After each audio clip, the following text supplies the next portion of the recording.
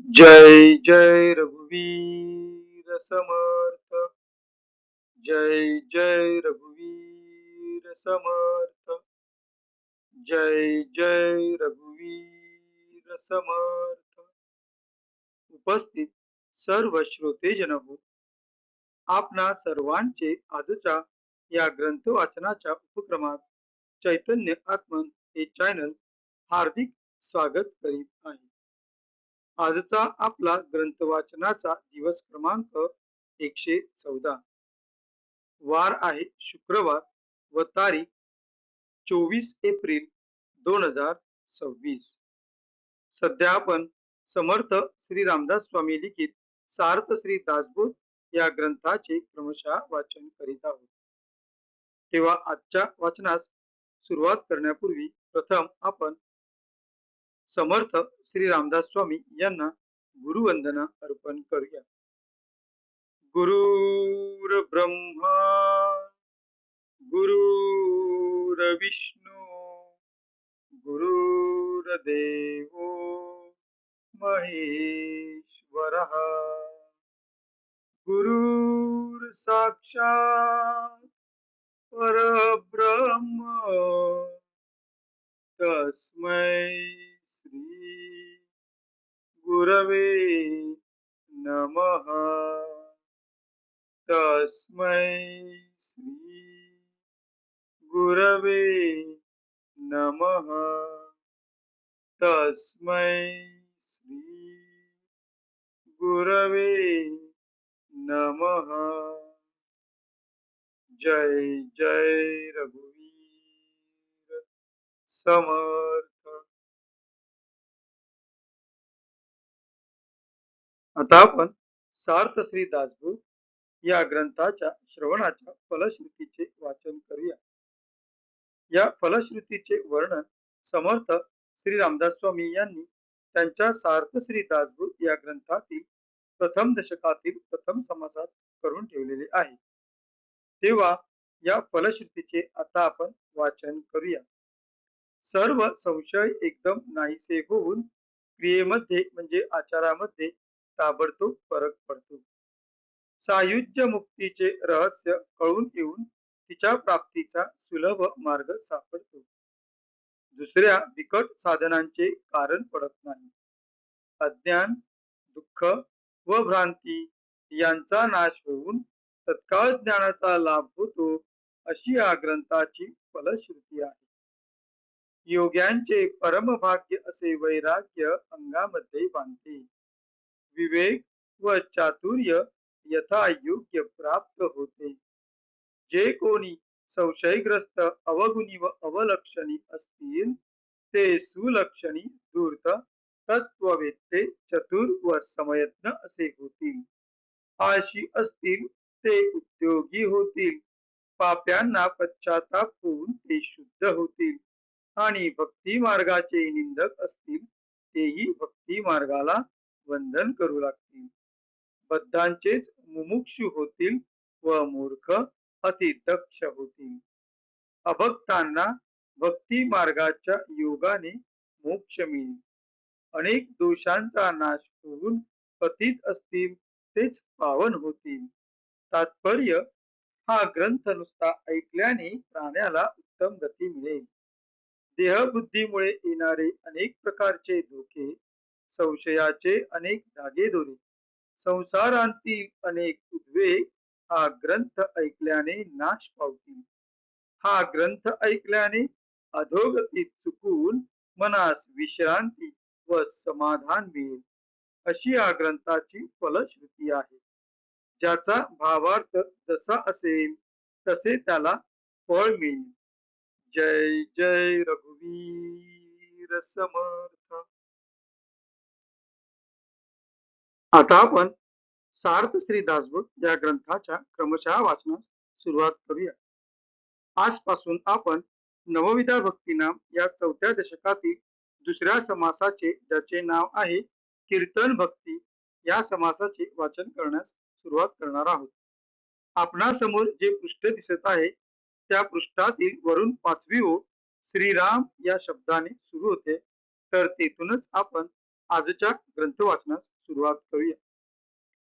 श्रीराम श्रोती भगवत भजन पुसिले, ते नवविधा प्रकारे बोलिले. त्यांत प्रथम श्रवण निरोपिले, दुसरे कीर्तन ऐका. सगुण हरिकथा करावी, भगवत कीर्ती वाढवावी. अखंड वैखरी वदवावी, यथा योग्य. बहुत करावे पाठांतर, कंठी धरावे ग्रंथांतर. भगवत कथा निरंतर, करीत जावी. आपुलिया सुख स्वार्था, केलीच करावी हरिकथा.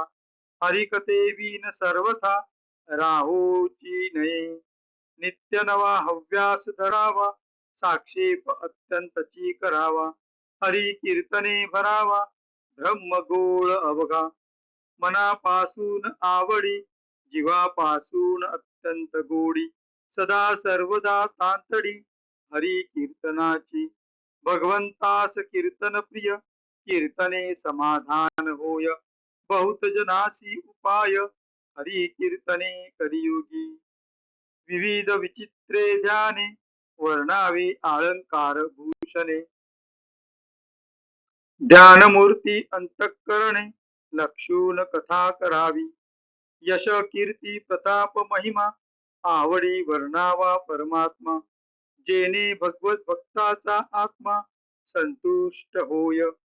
कथा अन्वय लापनिका, नामघोष करताळिका. प्रसंगे बोलाव्या अनेका, धात माता नेमस्त. जय जय रघुवीर समर्थ. आज आपण दुसऱ्या समासातील पहिल्या 10 ओव्यांचं वाचन केलेलं आहे. आता त्या 10 ओव्यांचा मराठीतील अर्थ आपण पाहूया. आपणासमोर जे पृष्ठ दिसत आहे, त्या पृष्ठातील 1 या अंकाने श्रोत्यांनी विचारलेल्या या शब्दांनी आजच्या मराठीतील अनुवादाच्या वाचनास आपण सुरुवात करीत आहोत. श्रोत्यांनी विचारलेल्या भगवत भजनाचे 9 प्रकार आहेत. त्यांतील पहिले श्रवण सांगितले. आता कीर्तन ऐका.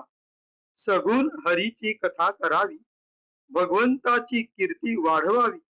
वाणीने नेहमी भगवत गुण यथार्थ गात जावे. हरिनाम गुण कीर्तन करावे, ही कीर्तन भक्ती होय. पुष्कळ पाठांतर करावे व त्याचा निरुक्त विषयाचा अर्थ अगदी कंठात ठेवावा व असा अभ्यास दृढ झाला म्हणजे नेहमी भगवंताची कथा करीत जावी. कीर्तनास उभे राहावे. आपल्या शाश्वत सुखाच्या स्वार्थासाठी एकदा केलेलीच हरिकथा पुन्हा करावी. हरिकथा केल्याशिवाय मात्र कधी राहूच नाही. रोज नवीन हरिकीर्तन उद्योगाचा छंद धरावा. खूप उद्योग करून हरिकीर्तनाने सर्व ब्रह्मांड भरून टाकावे. नित्य नवा अभ्यास ठेवावा. बहुउद्योग करून हव्यास धरून कीर्तन साहित्य संपादावे व हरिकीर्तनाने ब्रह्मांड भरून टाकावे. हरिकीर्तनाची मनापासून आवड धरावी. त्याची जीवाभावाची अत्यंत गोडी असावी व सर्व काळ उत्कंठा असावी. कीर्तनास अति तत्पर असावे. कीर्तन भगवंताला आवडते. कीर्तनाने श्रोता, वक्ता व देव यांचे समाधान होते. कलियुगामध्ये हरिकीर्तनच बहुत जनांना उद्धाराचा उपाय आहे. हे तीनही लाभ या कलियुगात कीर्तनाने होतात. भगवंताची नाना प्रकारची विचित्र ध्याने व अनेक प्रकारची अलंकार भूषणे यांचे वर्णन करावे आणि तेच ध्यान किंवा तीच मूर्ती आपल्या अंतःकरणात रेखून कथा करावी. कीर्तनात देवाची अनेक ध्याने वर्णावी.